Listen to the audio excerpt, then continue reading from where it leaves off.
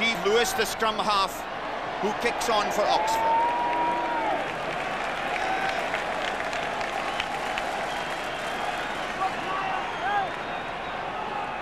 The first line out of the match right on halfway. Number 6 for Oxford at the tail is John Hutchinson, who had bad luck in this match last season, being injured after a tremendous start. Number 6 at the tail for Cambridge, in the hoop jerseys, of course, Nick French, who came into the side for Steve Warlow.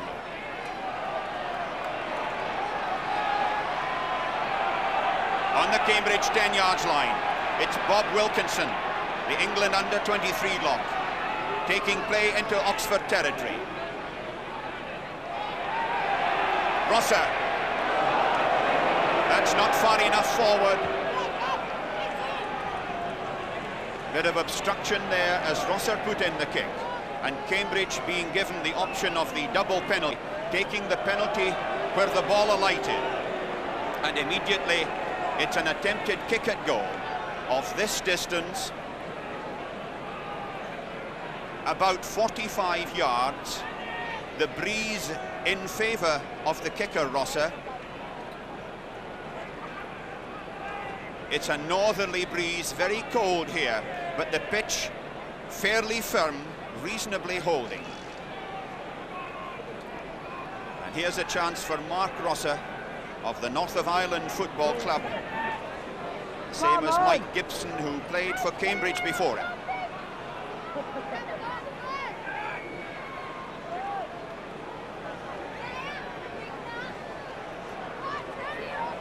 Rosser there. Beautifully struck kick, but just slightly outside the right-hand post. Touchdown there by Trevor Glover, the Oxford standoff half. And it's Glover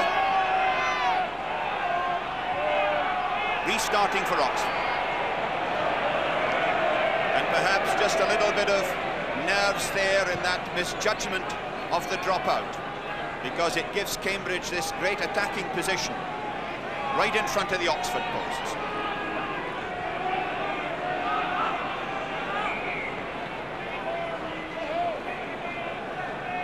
Oxford with slightly the heavier pack, not a great deal in it, but Cambridge with a very powerful tight five indeed, especially in that boiler house of David Thomas and Bob Wilkinson. But there, Oxford using their weight and driving and gaining a penalty.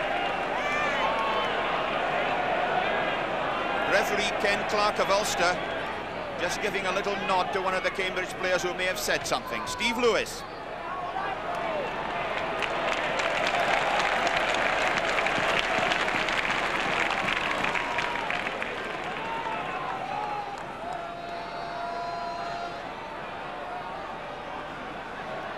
Number 7 for Oxford there is Jock Lee, a New Zealander who has stayed out of the line-out.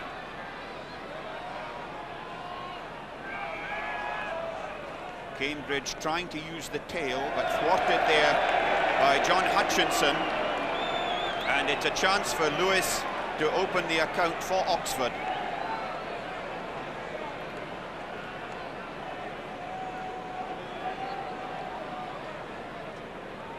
A kick of 45 yards, kicking into the breeze.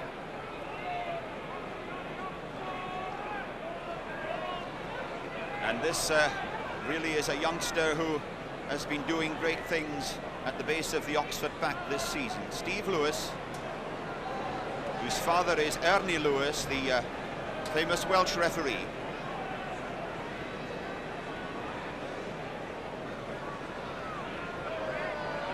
Lewis then of Ebbw Vale. Big and high and curling in, but not enough. The touchdown by Michael Hodgson, the Cambridge fullback. And it's Mark Rosser to restart. That's a good ball for his forwards, Wilkinson.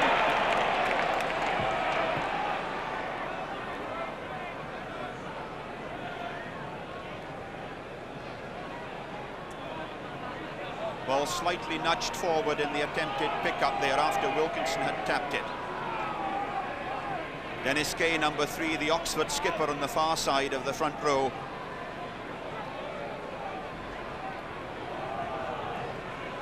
They're midway between the Cambridge 25 and halfway.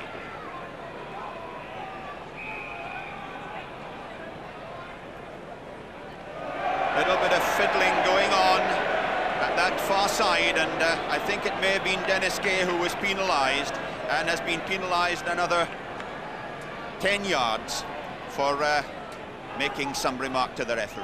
Rosser.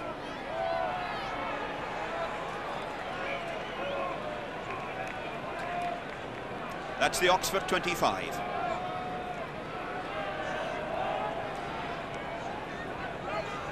It's interesting that Bob Wilkinson, the Cambridge lock, big man, 6'4", had moved slightly further back there, but he's gone back into his normal position at 4. Inside the Oxford 25.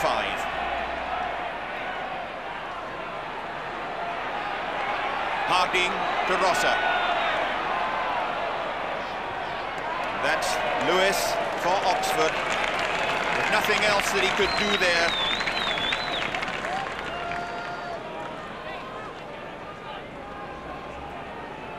This is going to be a real trial of strength at the tail of the line out. Number 6 there, John Hutchinson, a big fellow. Number 8 for Oxford, Roger McClure, who came in at the last minute when Chris Hawksworth called off.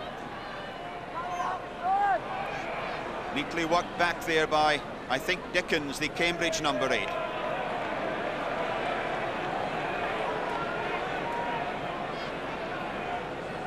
Lewis with the penalty.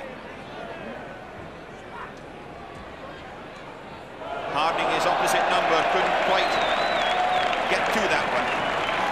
That's Richard Harding there.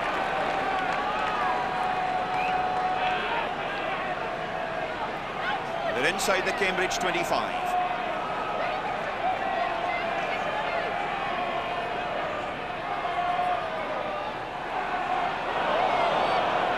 Lewis unable to control it. Referee, I think, playing advantage.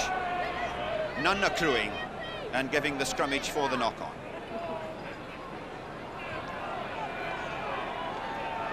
Pretty solid Cambridge front row there with Hugh Monroe on this side, on the tight head side. 15.5 stones backing against Tony Newman. Still inside the Cambridge 25. This is the quick follow-up that so marks university matches, but it's Harding who manages to clear.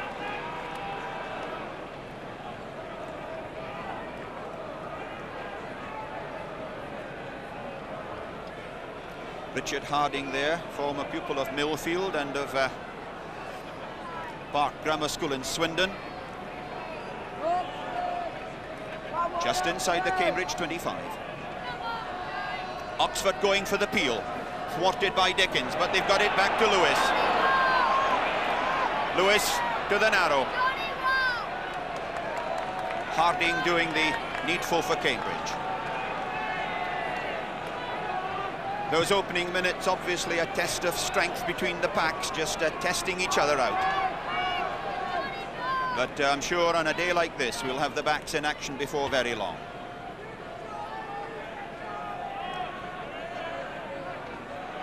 Great jump there by Hutchison. That's Newman, the prop forward. And the crowd getting on to Ken Clark for the decision, because the advantage had gone to Oxford. Newman really was charging through there in a very useful scoring position. But it's a penalty to Oxford. And it's one that Steve Lewis should be able to put over. That's the 25. Steve Lewis, who scored over 100 points for Oxford this season, a freshman from Ebbw Vale and a former captain of Leeds University. Young man who could have a great future in the rugby game.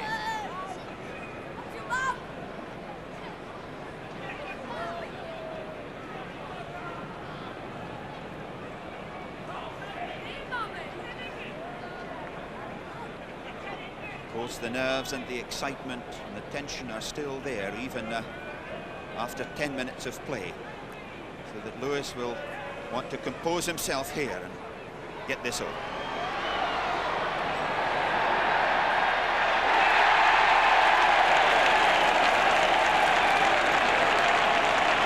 Well, it was a very tired one. It just made it and no more. I don't think it was struck properly, but Steve Lewis nonetheless has put Oxford ahead by 3 points to 0 with just over 10 minutes of the match gone.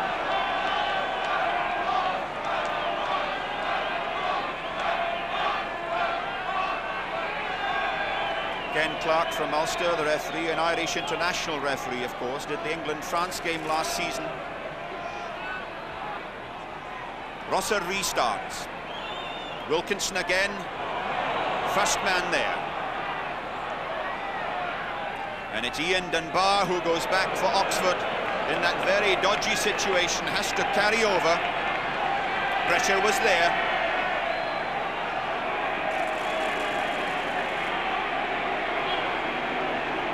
That's how close Cambridge are, but Oxford mounting a good shove. Is Oxford back doing perhaps better than expected in the scrummage so far? The throw in then to Cambridge by Jimmy Campbell.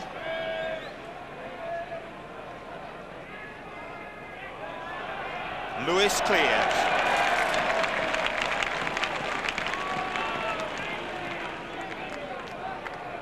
Oxford making use of a Cambridge throw in there in the shortened line. They're 20 yards from the Oxford line.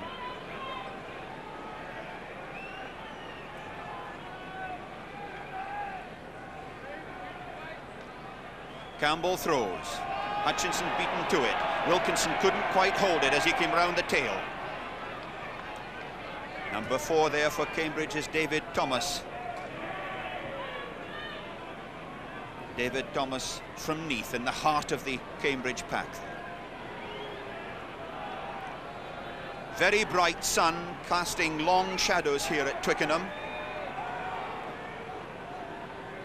And referee Ken Clark is going to have to sort out the front row shenanigans going on.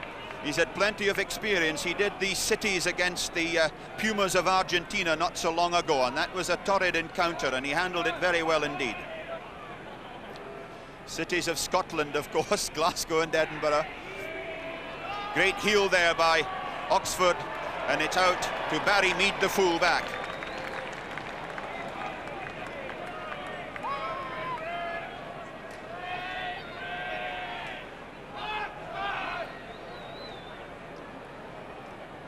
Cambridge using their hooker to throw in, Jimmy Campbell from the north of Ireland.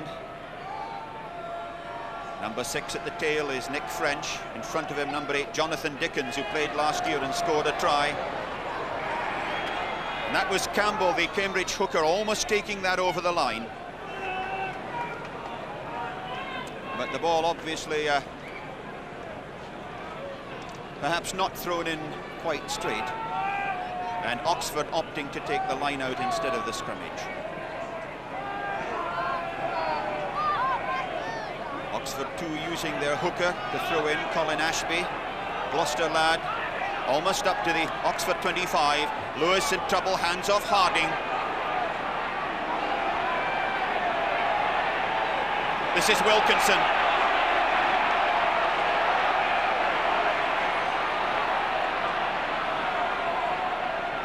They're only 15 yards out from the Oxford line. And that, one feels, was a ball Cambridge really should have won, because Wilkinson made ground, turned, made the ball available. But it was killed there by Oxford in a very dangerous situation for them, so that I suppose the Oxford forwards can take a plus mark from that one.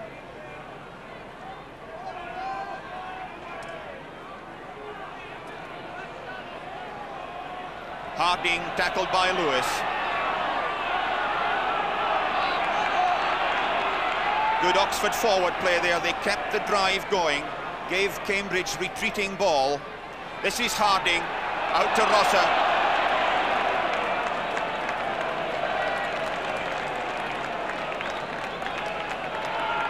Mark Rosser in trouble from a ball that really dipped a bit short of him. That's Mark Rosser from Campbell College in Belfast, that great rugby nursery. 10 yards outside the Oxford 25. French bursting away for Cambridge, but the ball had gone straight through.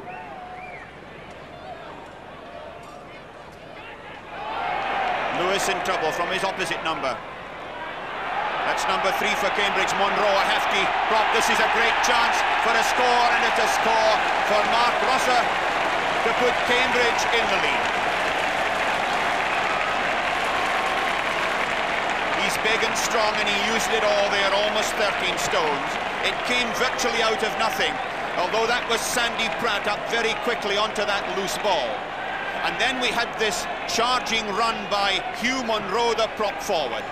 And Rosser, I think the referee playing what used to be the adjustment law, Rosser holding it properly at first, but with the acceleration to score. And the try scorer himself with the goal kick.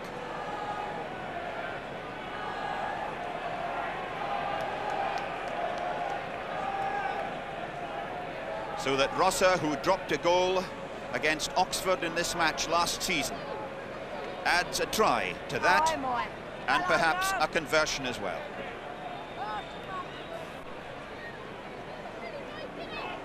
From the south terracing.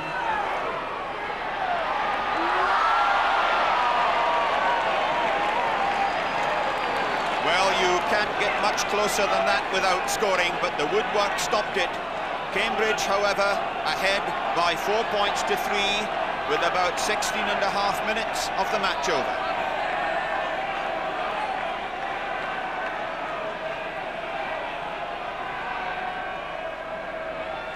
Jock Lee, the Oxford breakaway forward from New Zealand, has been hurt. And of course it's a good time to make the point that there are no replacements in this match. That this isn't a match in which a national representative team is concerned, or a trial. And with Oxford down by 4 points to 3, the very man to give an Oxford view on the matter is Nigel Starmer-Smith. A sad thing to start with, but I must say I'm impressed with the quality of the rugby we've seen both sides play so far. Jock Lee has remained on the field. Oxford restart through Trevor Glover, the standoff half, and that's Jock Lee, number 7. Called Jock because of his Scottish grandparents, although he himself comes from New Zealand. Newman at the front for Oxford.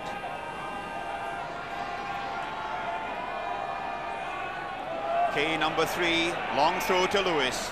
Lewis hounded there by Nick French. There's Steve Lewis, upon whom considerable burden rests today, because he's been the hub of many of the Oxford attacking activities during this season so far. Harding. It's a nasty one for Clark. He didn't have to go in for it. It's on halfway. Monroe feeding. Harding to Rosser. Cross comes Barry Mead. Mead knocked down there by Dave Williams. Cambridge back on the Oxford 25, and Cambridge cutting the line out to 3. Leaving in 3 big fellows, Thomas at the front, Rees the skipper, and Wilkinson at the tail.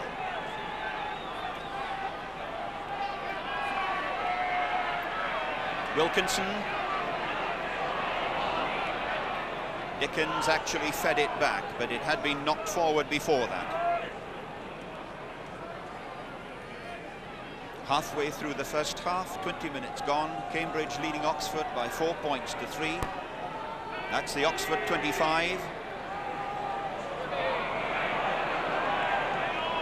Lewis seeming almost to run into his own forwards there and putting them accidentally offside.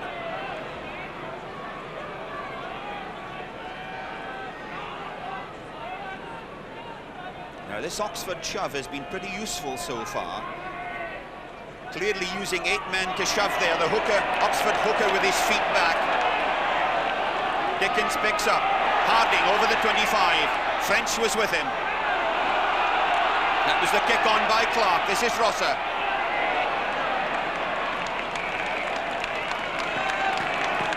Rosser challenged initially by Roger McClure.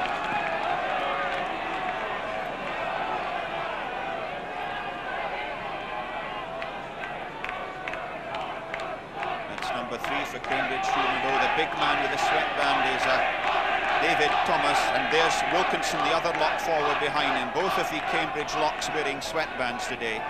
This is Richard Harding, the Cambridge scrum half.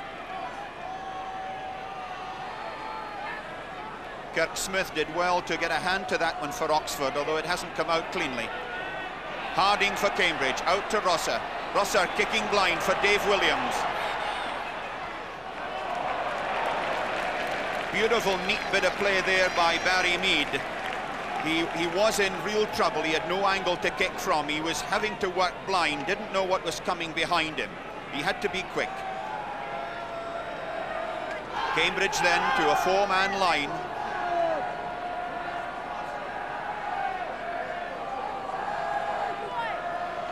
Campbell the hooker to throw. Thomas at number 2, Wilkinson at the back. Wilkinson trying to give himself room. The good drive there by Pratt, trying to set up the second phase. Referee Ken Clark watching for offside there against Oxford, because it was the kind of situation where the Oxford players would be very anxious indeed to get quickly at Cambridge if they should win the ball.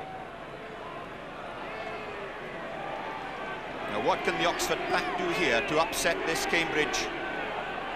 To pick up by Dickens.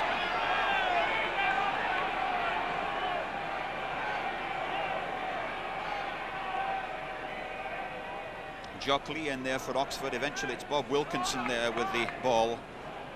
But again, a situation one felt where Cambridge should have won the second phase. The ball was set up from them from Dickens, and it wasn't cleared quickly enough. Straight through. Pick up by Pratt.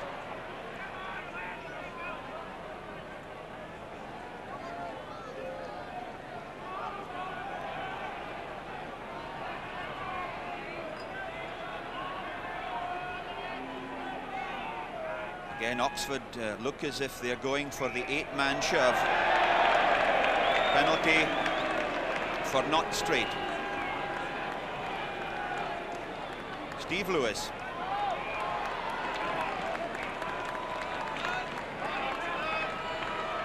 Those forwards must be feeling the effects, even thus early in the match, of the tremendous amount of close quarter work they've had so far. Not an awful lot of running, but a lot of really bruising hard work. There's Thomas, one of the blacks of Neath, getting a hand to that one. Harding to Rosser. In front of the Oxford post, Clark comes across. Mead was there as well. Misunderstanding as French was up quickly. This is a great attacking position here for Cambridge if they could win this ball.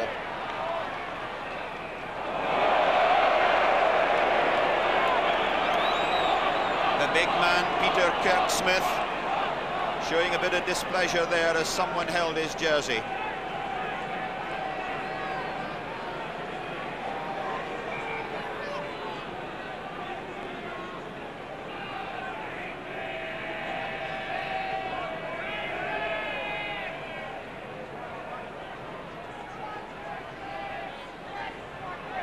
That's a better channel for Harding. Rosser with the drop goal, but Cambridge have got a penalty,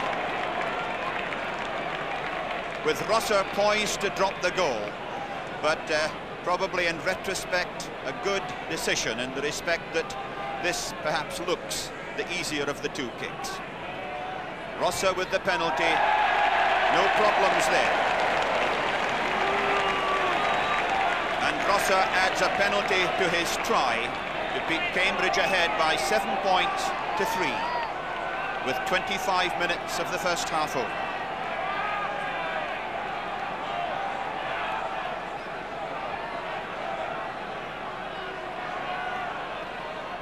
Cambridge, of course, the favourites to win this match. Oxford, however, have still got a very useful three-quarter line to use. The restart there by Seamer. And a penalty for, I think, a bit of obstruction.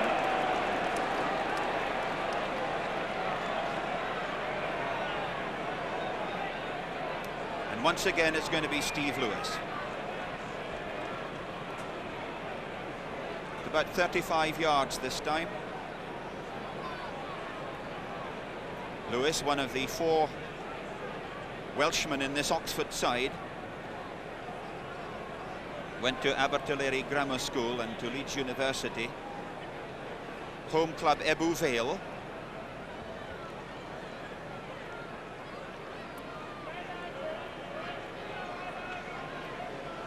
This would cut the leeway to 1 point. Lewis then hooking it. Another chance gone for Oxford. Cambridge stay ahead at 7 points to 3 with about 26.5 minutes of the match gone.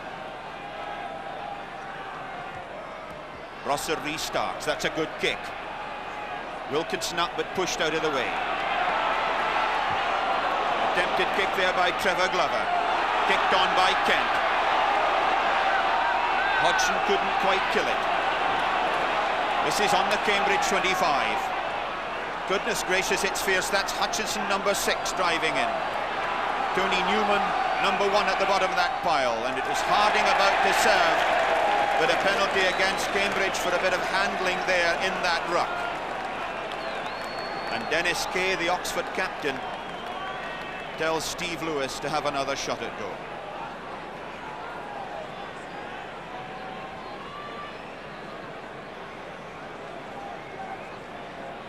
Now, not only for his own side, but for his own confidence, this kick is very important indeed to Steve Lewis.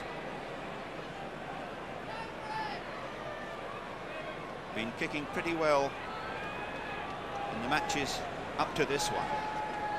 But this, to those fellows, is the big one. Lewis.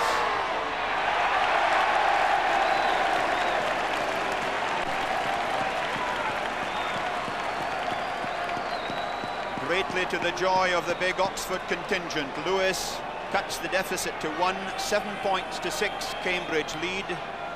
Some 28 minutes of the first half over. And the conditions still pretty nearly ideal, the pitch not cutting up badly at all. The sun still shining. And all of us here are waiting for some exciting back play.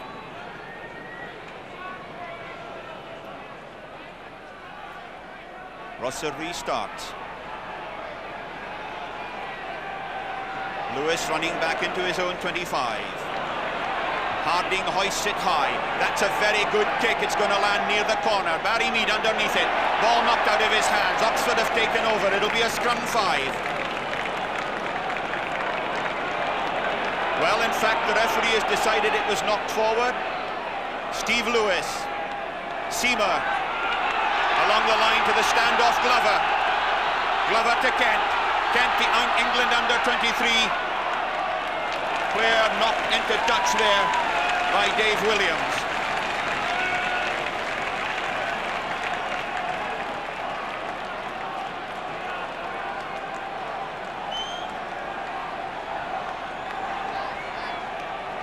Dennis Kay, the Oxford skipper, at the front of this line out. Just in beside him, and behind him Davis, number 5. That was Davis going for the peel, but it's Newman, the prop forward, who takes it. On the Cambridge 10 yards line.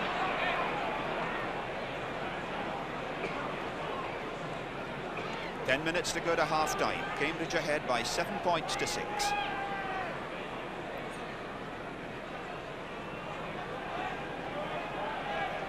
That's the Cambridge 10 yards line.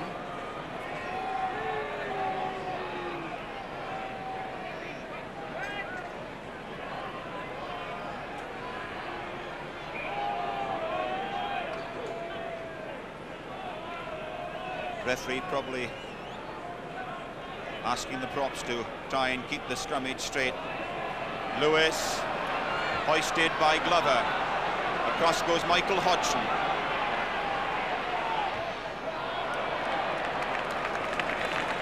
Hodgson chased there by Ian Dunbar.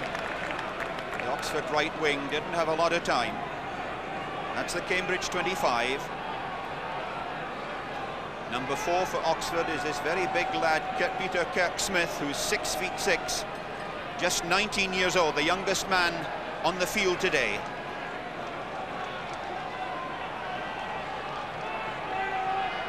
Ashby, the Oxford hooker, throwing it. Nick French almost won it. That's French onto Lewis.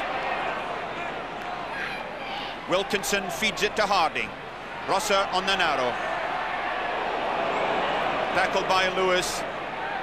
Harding hoists. Gonna land on halfway. Great charge there by Dickens. They're almost up to the Oxford 25. And it was Barry Mead, the fullback, eventually, who got the ball into touch.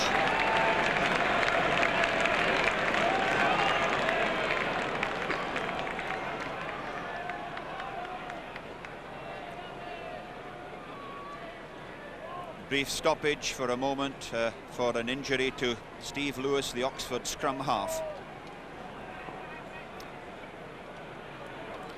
And this game, Nigel, very delicately poised, isn't it, with the game really going neither way.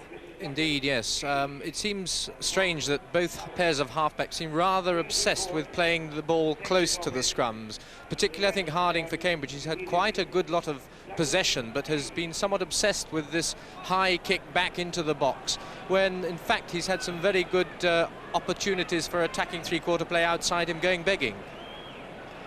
Nice to see the Oxford backs use that ball quite well just a short while ago, though, Nigel, wasn't it? They're pretty useful at centre, aren't they? Well, indeed. I'd like to see more of Seymour and Kent, obviously, and that was the only time we've really seen them with the ball. But even in that brief space of time, they showed that they've got the ability, they've got the sort of attacking flair, but we've yet really not seen it unleashed.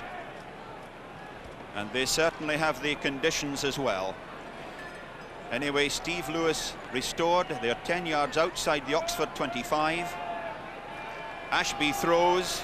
Harding in real difficulty there from that ball, especially nowadays, where forwards can really pour through the gaps if the referee insists on the gaps according to law. And Harding in genuine bother there with a ball that was directed away from him. That's Richard Harding from Millfield. Jonathan Dickens, the Cambridge number 8. Again, Cambridge penalised at the line-out, and again, Steve Lewis going to attempt this goal. That's the halfway.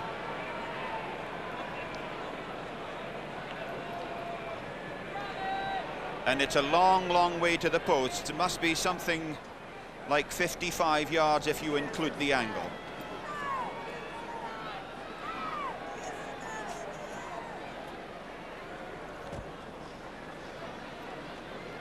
Now this, of course, would put Oxford ahead, but it's going to be a great kick if he gets it.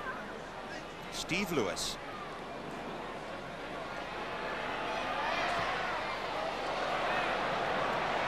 Not long enough, caught by Pratt. Pratt, the flank forward, hoists it and follows up his own kick. That was Pratt going in there. He knew he had to retrieve that kick, and he did it well. Wilkinson trying to rip an arm clear so as to release the ball. Harding to Rosser. And a penalty for offside against the Oxford backs for being in front.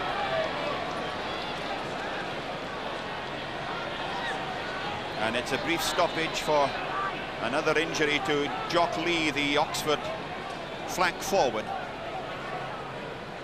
The only New Zealander in the Oxford side. And a big, hefty New Zealander at that. He's close on 15.5 stones, which is, I suppose, typical of New Zealand flank forwards.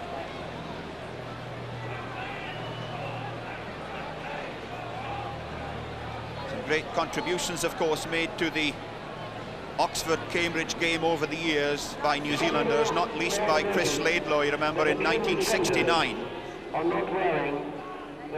The crowd certainly has thickened a good deal here during this half. Perhaps not the capacity crowd or the near capacity crowd that they've had in former days, but nonetheless a crowd that is tremendously committed. It's a crowd that believes in either Oxford or Cambridge.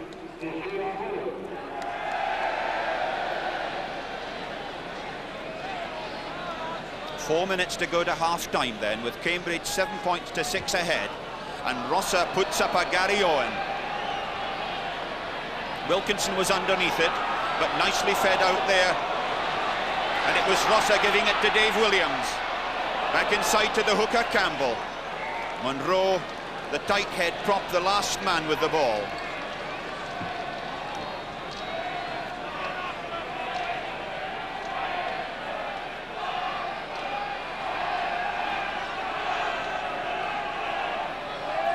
See from that shot how hard the forwards have been working. Wilkinson wins it. Harding delayed his pass very well. Saved his standoff half there as Hutchinson went through.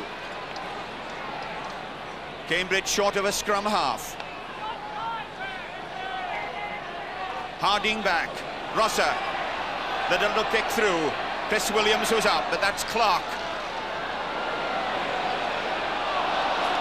Steve Page couldn't control it well enough. And for Cambridge darting through.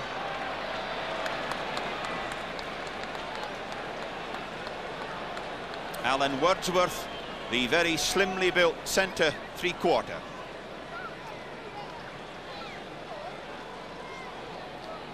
10 yards outside the Oxford 25.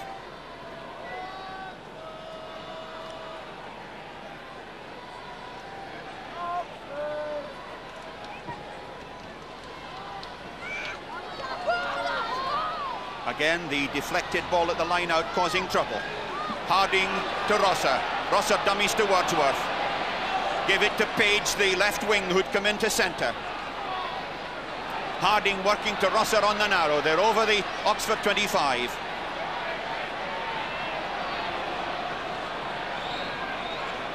Penalty, I think, for driving through offside.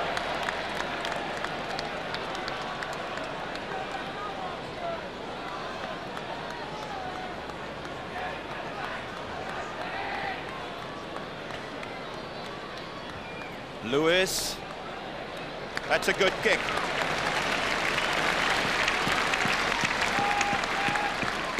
Stevie Lewis had nothing to work on there at all, but he judged his angle, got his timing right, and he gained fully 40 yards.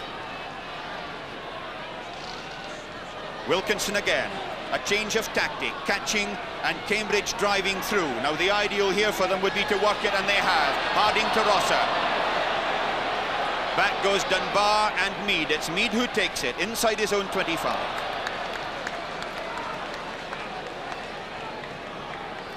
Barry Mead from Bedfordshire, a member of the Bedford club, getting his second blue today. Another shortened line. Campbell throwing, Wilkinson number 5 at the tail. And opposite him, John Hutchinson number 6 for Oxford. But it went to Thomas. Harding to Rosser, to Wordsworth. That's angled. Mead going back. Plenty of time.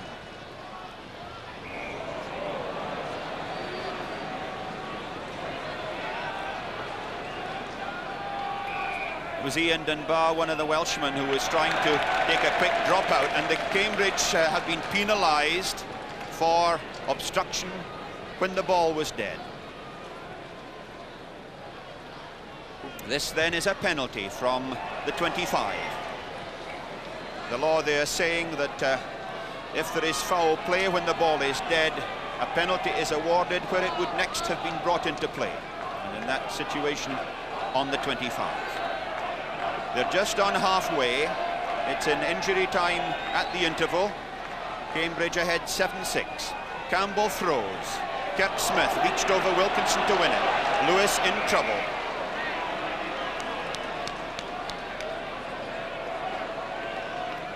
Dennis Kay, the Oxford skipper, just having a a quiet word of reassurance and encouragement to young Lewis, his scrum half.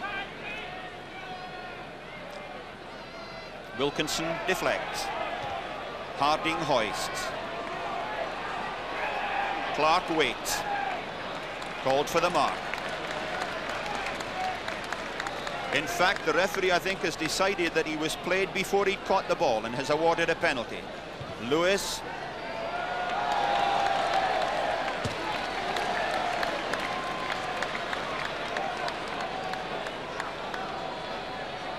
So they're back on halfway.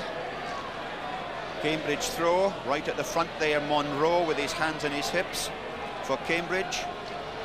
Ashby from Gloucester, number 2, the Oxford hooker. Dennis Kay, the Oxford skipper. Behind him, Kirk-Smith, then Newman. Harding, Rosser, Chris Williams on the burst.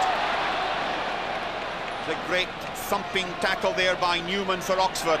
This is Wilkinson. Hodgson, the fullback, was up in the line, and eventually it was Lewis who put it into touch.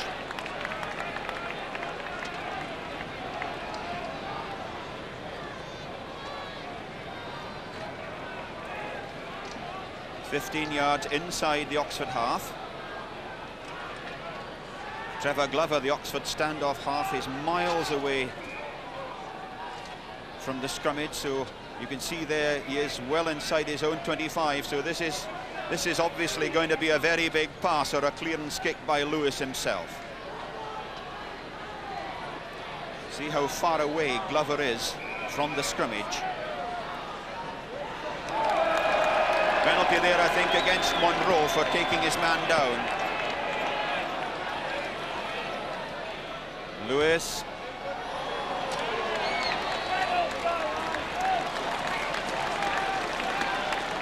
This little Welshman Lewis is punting well for Oxford. That's up to the Cambridge 10 yards line.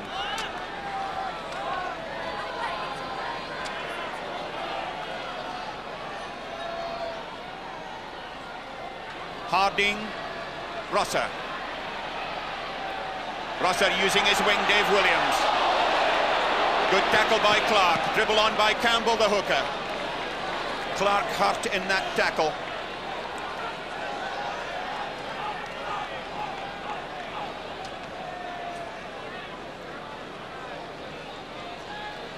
That was the kind of tackle you see so often in a match of this kind, where the teams are so desperately keen to win. A do-or-die tackle, complete determination, no holding back. And the man attending there to Ewan Clark is Alf Galley, who's been looking after Oxford's side since 1945. This is his 28th university match.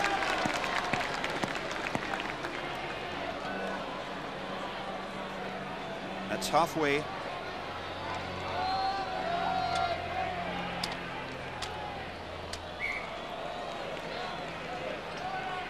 We are 4 minutes into injury time at the interval. The referee's whistle goes for half-time. And Cambridge reach this halfway point, leading by 7 points to 6, and having had the satisfaction of scoring the only try of the match so far. Rosser with a penalty goal and a... Hoping for this afternoon, and I'm sure quite a lot of the players on both sides in the three-quarter line aren't too pleased at the moment either. Well, let's hope as we await the start of the second half that there may be a change in tactical plan and that we'll see the ball moving around with some spectacular play. One of the problems too, of course, is that teams in very keen, tight matches, which they're desperately keen to win, tend to keep play tight. Almost out of desperation, they begin to move the ball around. However, the second half is about to start. Mark Rosser, the key man in this Cambridge lead of 7 points to 6, about to kick off after the interval. Rosser then starts the second half. Up goes Kirk-Smith, can't hold it. That was a good one. Harding, Rosser, There's a lovely high kick through by Alan Wordsworth, but perhaps a bit too far, although there's a great chance for Dave Williams. French was up there as well. They're 2 yards short. Harding, it must be a try there for Chris Williams. It's going to be a try, but not for Chris Williams, for Rosser, the standoff half, supporting on the loop position. And that really must give Cambridge a lot of heart now. It started initially from this high kick by Alan Wordsworth, which was high enough to bounce nastily, as you could see, for Big McClure. Dickens was there. I think probably Campbell, the Cambridge hooker, helped to work the ball clear. Now this was Harding giving to Chris Williams, and it looked as if he could have gone on the outside, but having been tackled there by Barry Mead, he found Rosser on the loop. And that really was a good try.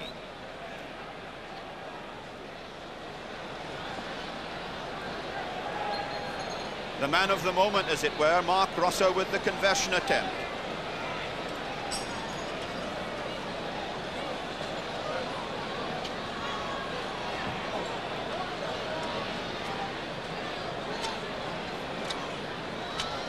Can Rosser put over this conversion?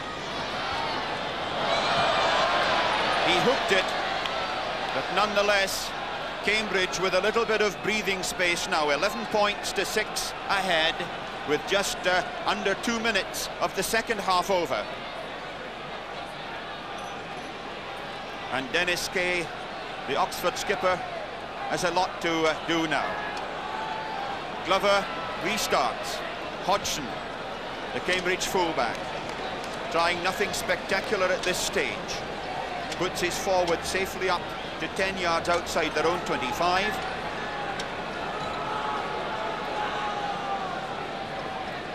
Colin Ashby to throw in for Oxford.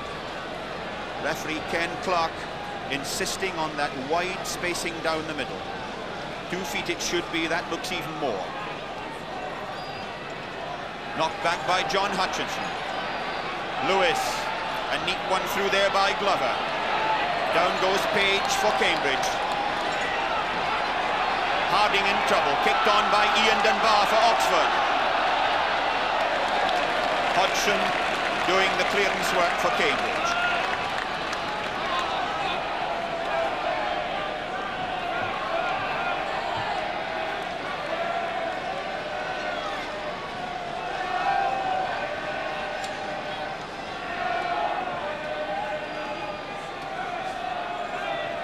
Cambridge 25. Thomas rescued that ball well.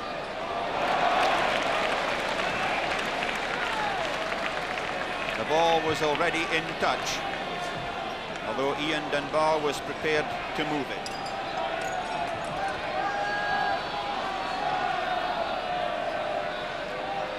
Thomas at number 2 for Cambridge, Wilkinson number 4.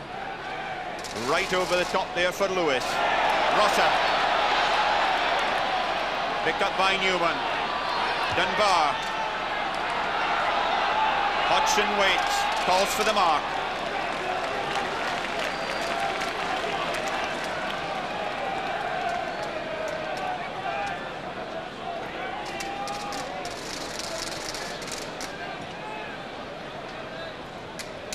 Michael Hodgson, who went to Radley College in his 3rd year of history at Selwyn now.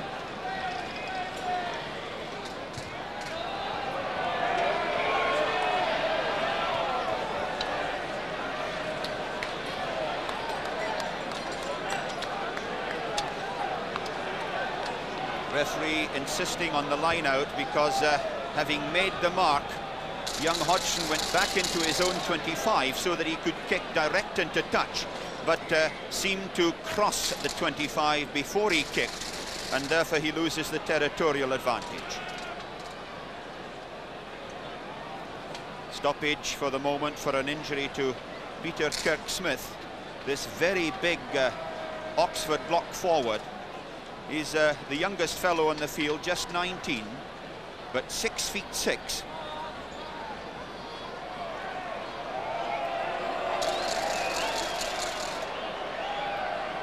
The referee, Ken Clark of Ulster, made this decision about this free kick after the mark taken by Hodgson. You can see that Michael Hodgson had gone just over the 25 yards line, and therefore the kicking dispensation comes into play, and he lost the advantage.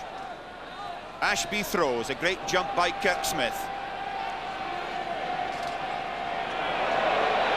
Newman feeds along the line, nicely inside there to Kent, and he could well have been flat out on the scissors there. That's Charles Kent, number 13, whose brother played in this match a couple of years ago.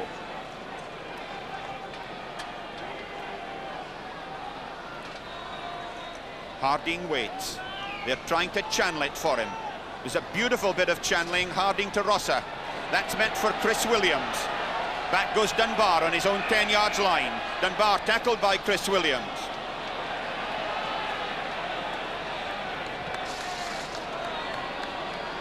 Penalty for offside.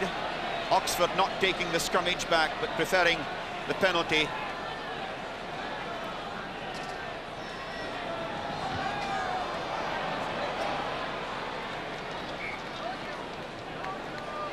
Lewis rather slicing that one.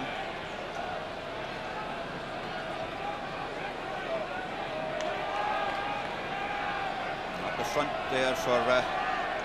front there for Oxford is Dennis Kay, the skipper. That's Kirk Smith, number 4, behind him.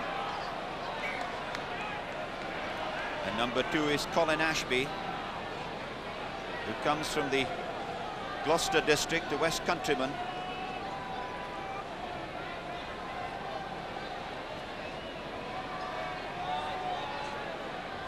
Ashby throws. There's Davis palming. Lewis, Glover, almost tackled by French. Page. An intelligent bit of play there by Richard Harding, in that he left the ball alone, because Stephen Page must have called and Harding left it to him, so there was no indecision.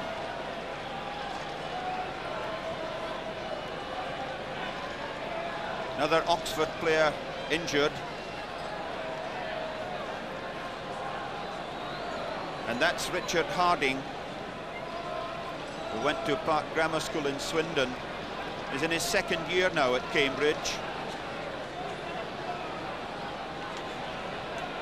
Number 2 there, Jimmy Campbell, from the north of Ireland, from Ballymoney. And Hugh Monroe, who went to rugby school alongside him. Monroe, number 3, the tight head prop. Pretty hefty citizen too, just under 16 stones.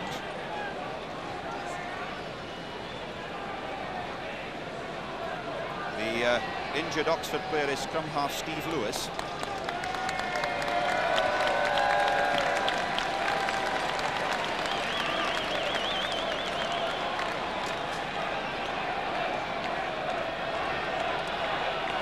Lewis, like many other rugby players, wearing a gum shield.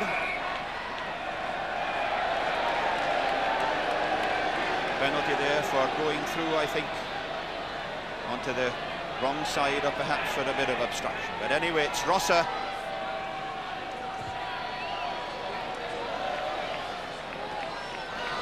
And again, although Cambridge no doubt have 1 or 2 capped penalty moves rehearsed, here they are playing for position and then for possession.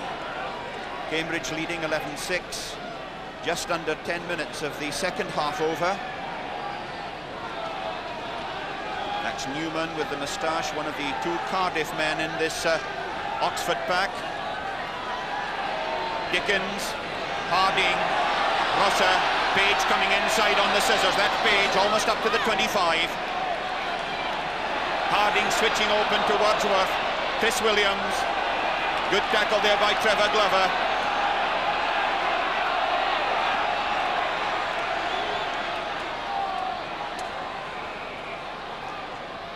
Well, the Oxford forward certainly retrieved that situation following that quick tackle by Trevor Glover, because they're almost up to halfway.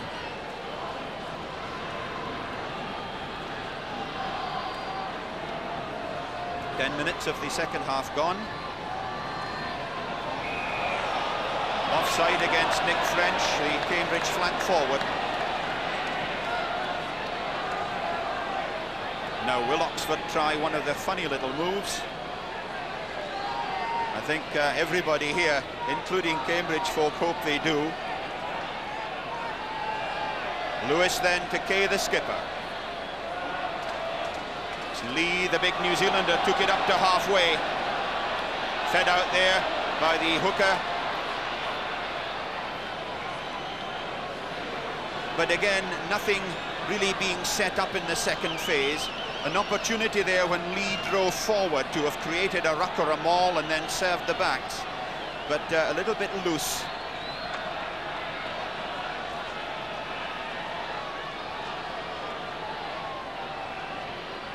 Dickens, the big 6'3" man at the back for Cambridge, the number 8 man there. That was Dickens tapping.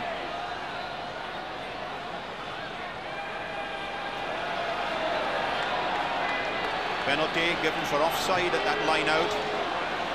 Given on the offside line, 10 yards onto the Cambridge side. And some of the crowd booing at Lewis attempting a penalty kick at goal when they would rather see the ball moved by hand.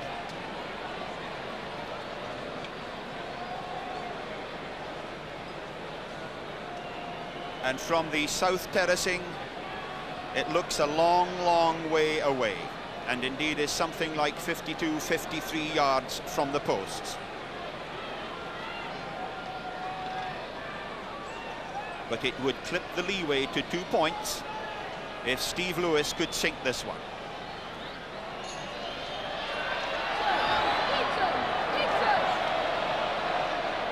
Stabbed at it just a little. Never really got it up in the air. Rosser touches down. Cambridge stay ahead 11 points to 6. 12.5 minutes of the second half over.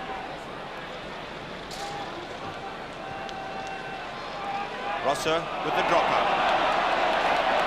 And all of Oxford left it to each other.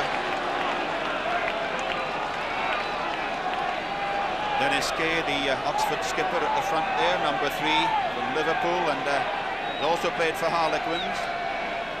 Be 21 on New Year's Eve, Dennis Kay, which seems a pretty good time to be 21. Harding, Rosser. Good bit of covering work there by big Simon Davies. Dave Williams and Clark. Clark still in there for Oxford, but it's Dave Williams who saves. They're almost up to the Cambridge 25.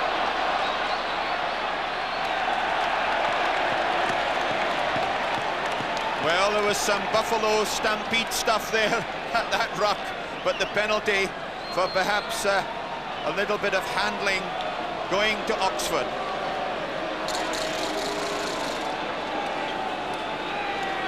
And again, Lewis with the penalty attempt. He's just short of the Cambridge 25.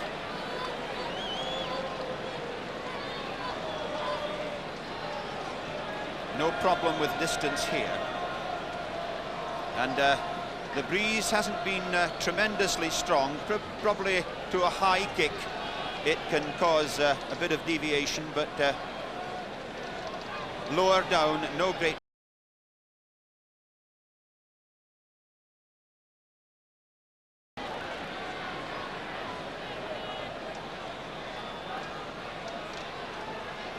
Steve Lewis.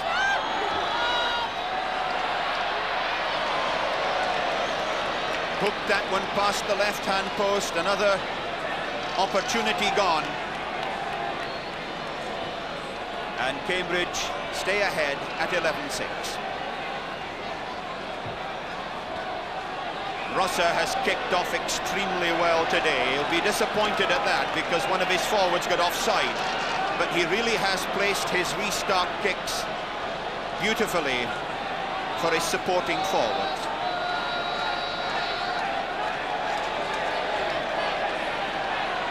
Lewis. Charge down there by Rosser. He catches his opposite number, Trevor Glover, on the Cambridge 10 yards line.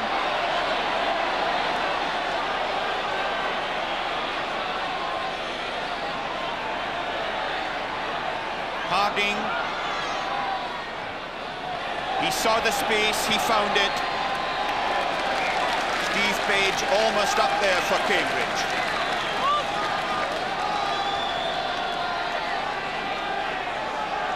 And it's Jeff Rees, the Cambridge captain this time, who's had a knock.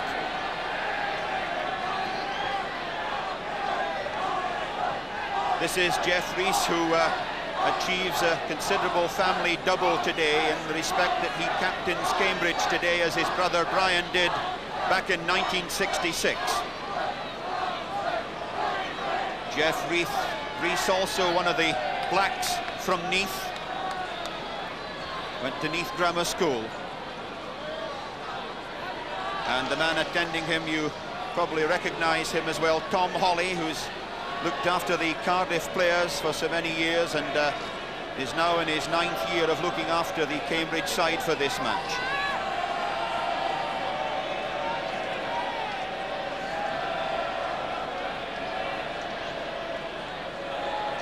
I'll just be a minute, says Tom Holly, but only 2 minutes, of course, allowed for injury. Jeff Rees, having to leave the field, will want to get back on very quickly. Dr. Leo Walkden in charge. Cambridge down to 14. Ashby throws, Hutchinson palms. Lewis waits for the feed and gets it.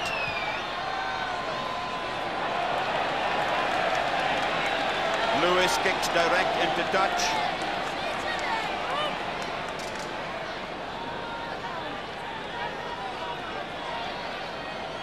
Oxford have withdrawn their skipper, Dennis Kay. Campbell with a throw-in, Wilkinson palms, Harding to Rosser, penalty against Cambridge. But probably barging through. So it's out to Seymour, the South African. Lee takes it on, Mead was in the line, this is Kent. Hodgson calls for the mark.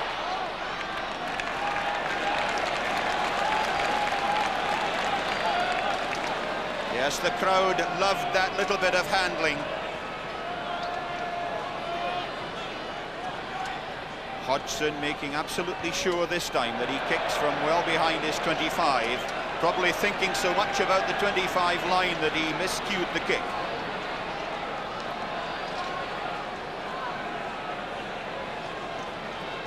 On the Cambridge 25.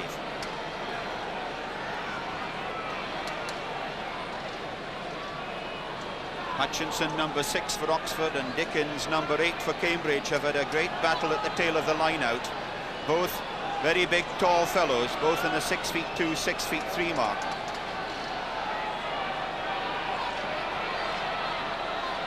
Hutchinson got it that time. Newman couldn't control it, but gets it second time. Steve Lewis with the attempted drop goal. Back goes Dave Williams.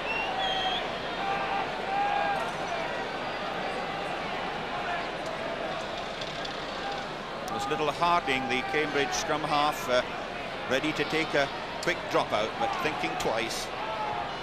Rosser again hoisting a beauty. Up goes Wilkinson. Newman feeds. Dunbar. Rosser on his own 25. The whole of Oxford is at him. Lovely clearance there by Alan Wordsworth, former pupil of Whitgift. The former pupil of that great coach Gerwin Williams.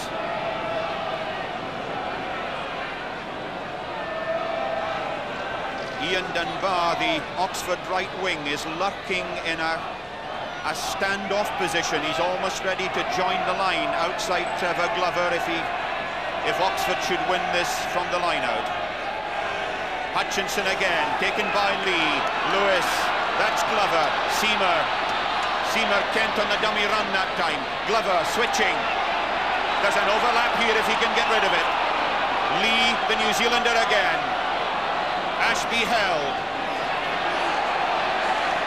Monroe, the prop for Cambridge.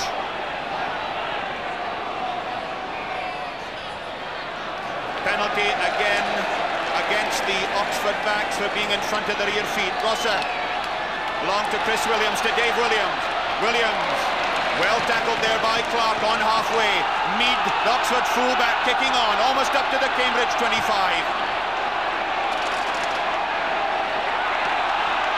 Lewis, can he get the ball clear? Kent. Chris Williams puts it on, but it was already in touch. And a great cheer for number 1 there for Cambridge, Jeff Rees, as he returns to the fray. Cambridge restored for the moment to 15, although Monroe, the tight head prop, is now hurt. This is Jeff Rees, I think, realising that his side have just lost command for the moment.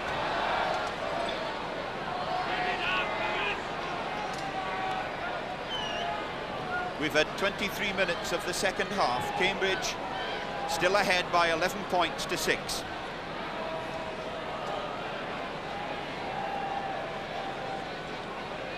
Oxford certainly in this second half have just shown occasional glimpses of lovely handling.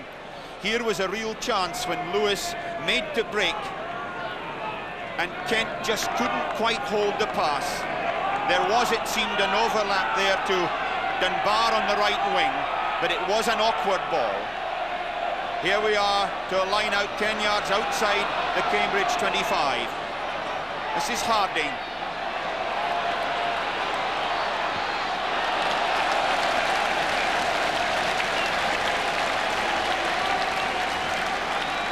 Richard Harding, formerly of Millfield, number 9 there, has certainly got an educated left foot. That was a beautifully placed kick.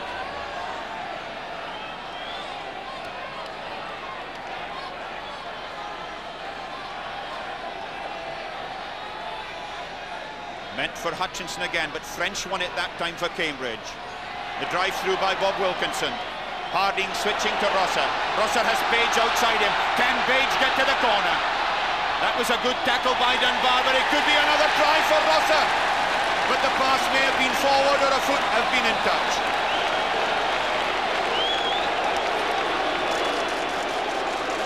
This is Page. Now let's see his foot. Was it over the line when he passed in? Very close. The referee decides it was. And the referee is the sole judge of fact. Ashby throws, Lee tries to palm.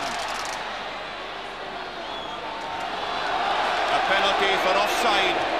Lewis delaying a bit too long. This is Page. Page tackled by Lee.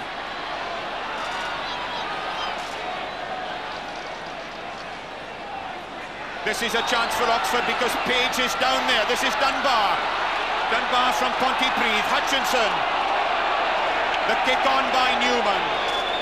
This red-haired Cardiff forward Newman really gets about the field. There he is, number 1, just going back into the scrummage. Fascinating duel on this side of the front row of the scrummage too. The two captains, Kay and Rees, opposite each other for the 3rd time. Kicked on by Trevor Glover, 15 yards from the Cambridge post.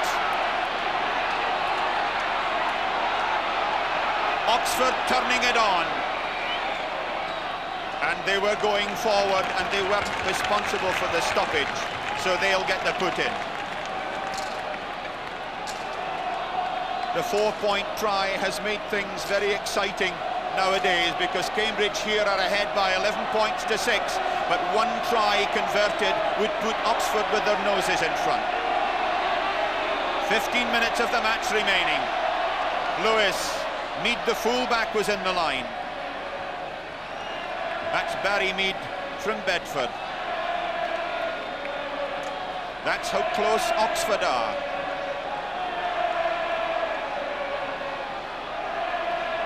Lewis, Seamer, the South African, had come across. Dennis Kay trying to rescue that loose ball.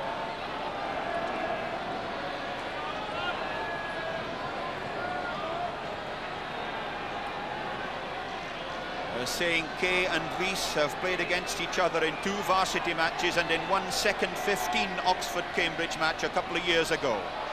Rosser.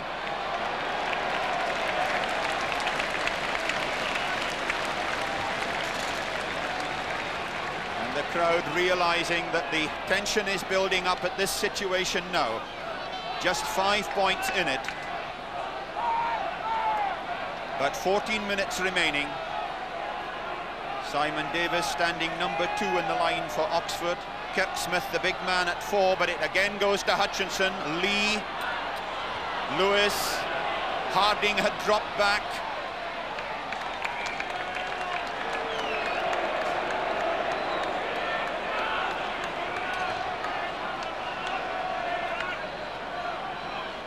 Oxford then seeking this try. Ashby to throw. Huge jump by Kirk Smith, but a bit of elbowing, or I was going to say even a bit of lifting, although they say you can't do it nowadays. Rosser.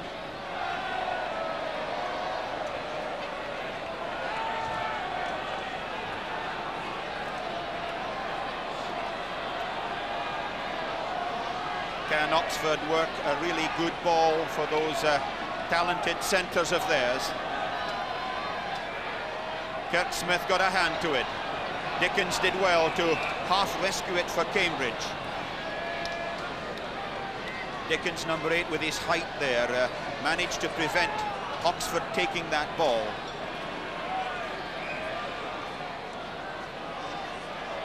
Clearly young Lewis has been a number 1 target for Cambridge today. You could see how quickly Nick French and little Harding were at him there as they seemed that Oxford had won the ball. Cambridge trying to channel. Penalty, I think again for offside, as Cambridge held that ball in the scrimmage.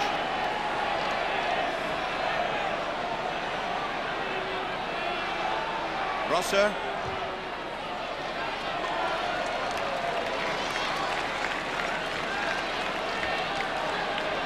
Occasional little niggly touches, of course, developing. Not surprising at this stage with the tension mounting. That's the Oxford 25.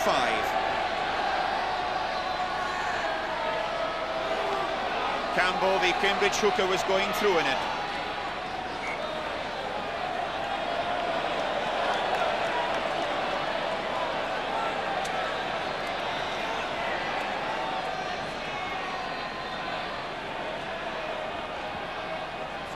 Good jump by Wilkinson, but it was nicked in front of him by Kirk Smith.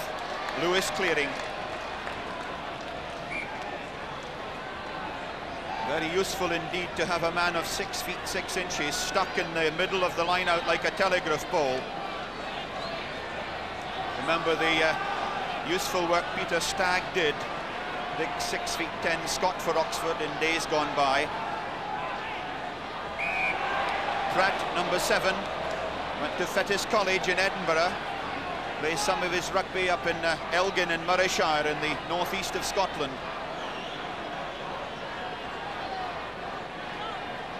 And whilst Bob Wilkinson is being tended to, the Oxford forwards having a little tete-a-tete just to try to coordinate things that bit better.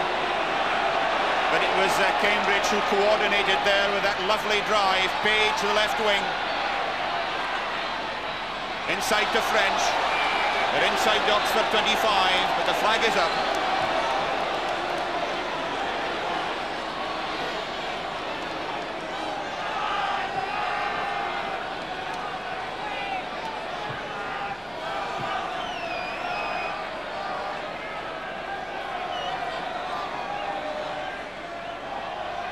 Using the middle this time, that was Davies. Lewis in real trouble and Mead has to clear. Little Steve Lewis has had an unhappy series of minor accidents, as it were, in this match. Cambridge, but that man Newman in there stopping it. They're only 15 yards from the Oxford line, and Cambridge realised that one more score at this stage would virtually clinch it. 10 minutes to go, plus, of course, the injury time.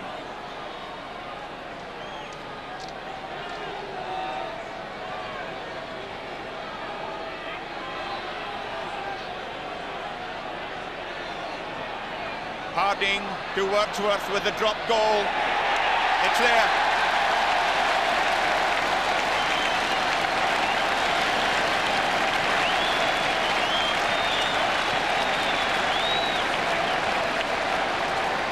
He had a bit of time, and of course he has played standoff for Cambridge this season. Alan Wordsworth.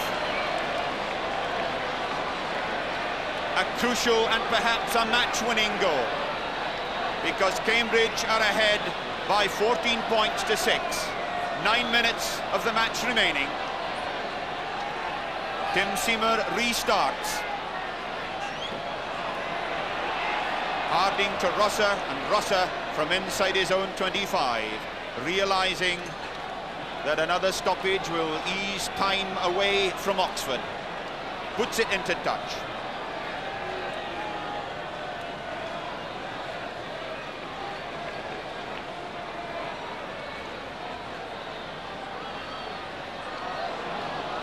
Hutchinson, tackled there by Dickens, on halfway. Newman feeding out again to Kent. Kent, who'd run through a brick wall. He's a great runner, this big lad. Tackled there by French and by Pratt, robbed by Pratt.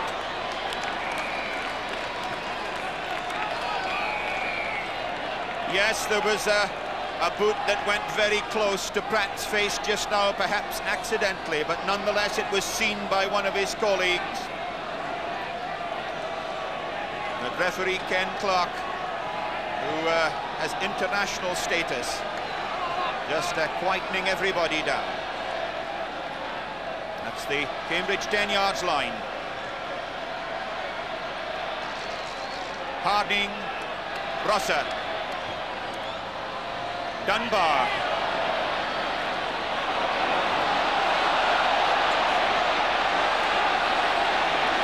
Reese, the Cambridge skipper, was up there.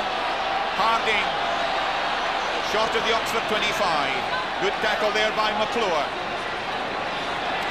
Fed out from Pat, Wordsworth. Barry Mead going back, and just got a hand to it. Barry Mead did extremely well there. The ball bounced away from him and he had to twist awkwardly.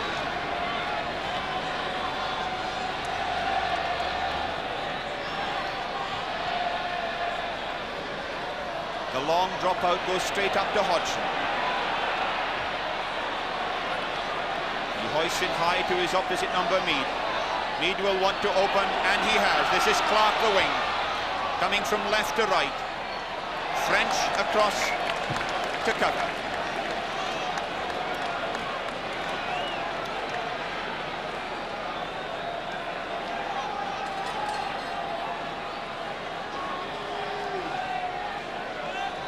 That's where all the hefty work has been done in this match, more than usual perhaps.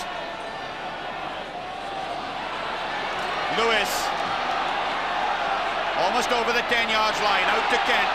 Mead was in the line. That's Mead, the fullback, feeding on to Seamer, the South African. He's over the 25. What a race this is going to be. Can Lewis get there? It's a try.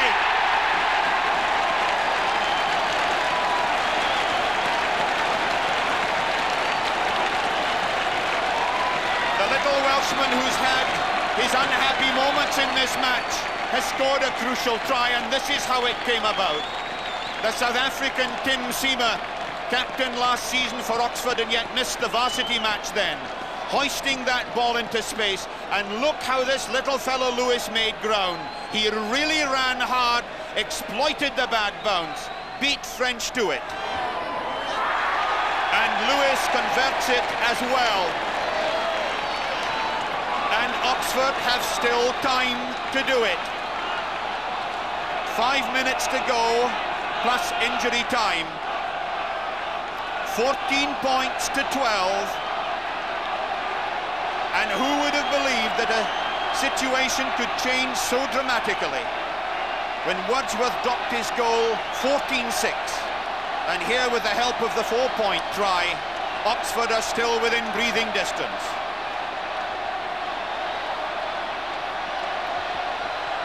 Rosser kicks off. Monroe takes it.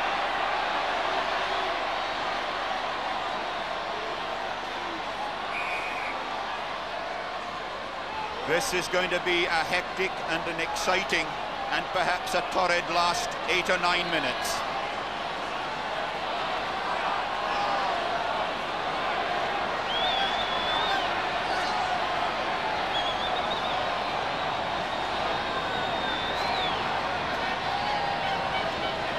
Those forwards must be desperately fatigued now.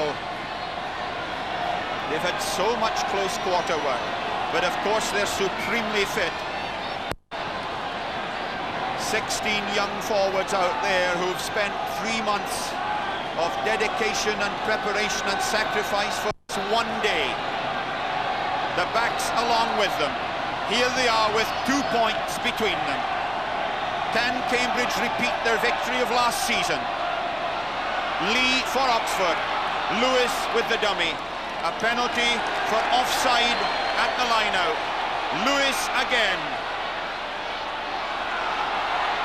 Glover feeds Hutchinson the flank forward.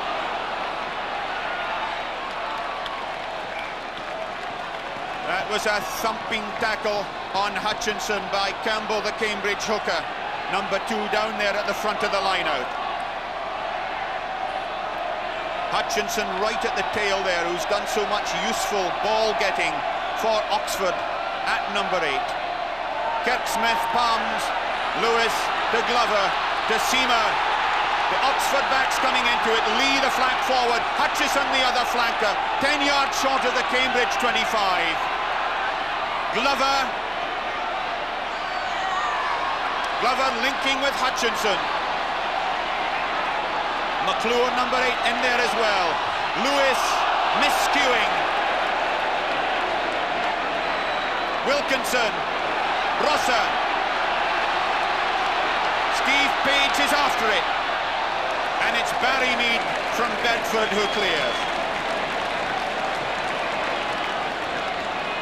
2 minutes to go of actual playing time. 14-12, Cambridge lead Oxford. 13 wins each in the post-war series. Campbell throws, Kirksmith gets a hand to it. Lewis hoists it high and drives Cambridge back.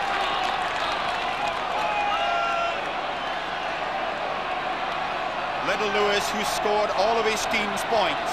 The captain, for Oxford, Dennis Kay says, come on Campbell, get the ball in.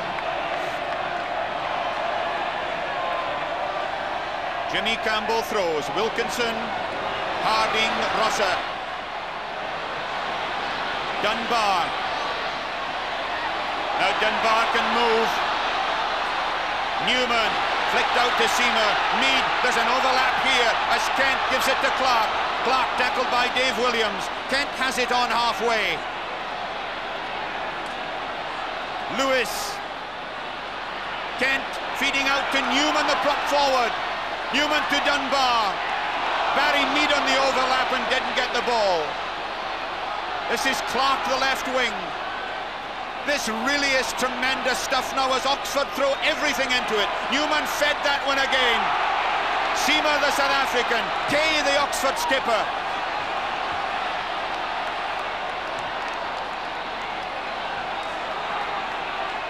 Newman once more. What a forward he has been today.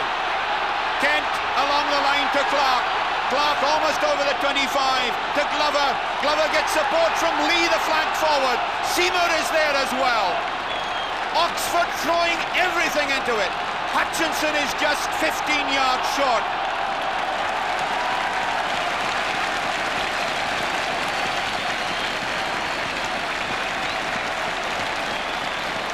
The crowd simply loving it. A match that may have had a quiet start, but that is absolutely boiling over now. We're into injury time. Cambridge still 2 points ahead.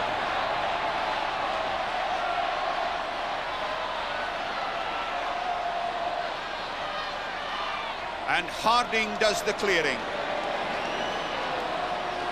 Amazing to see Bob Wilkinson, the big England under-23 lock forward, who's just come to the back of the line out there. He actually seemed to find 3 or 4 inches at that line out in his jump, thus late in the game.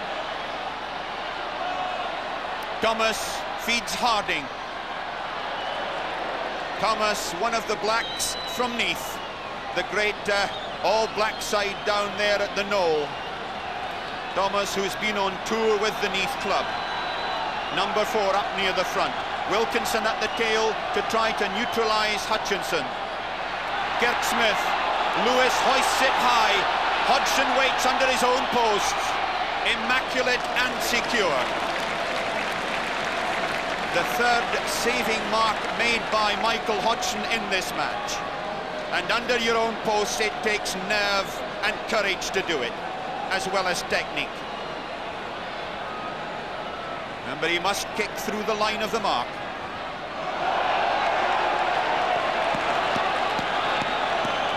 Oxford are within 5 yards. 14-12, Cambridge the favourites lead. We're already a minute into injury time. Ashby, the hooker from Gloucester, throws. Kirk Smith knocked it through at Harding.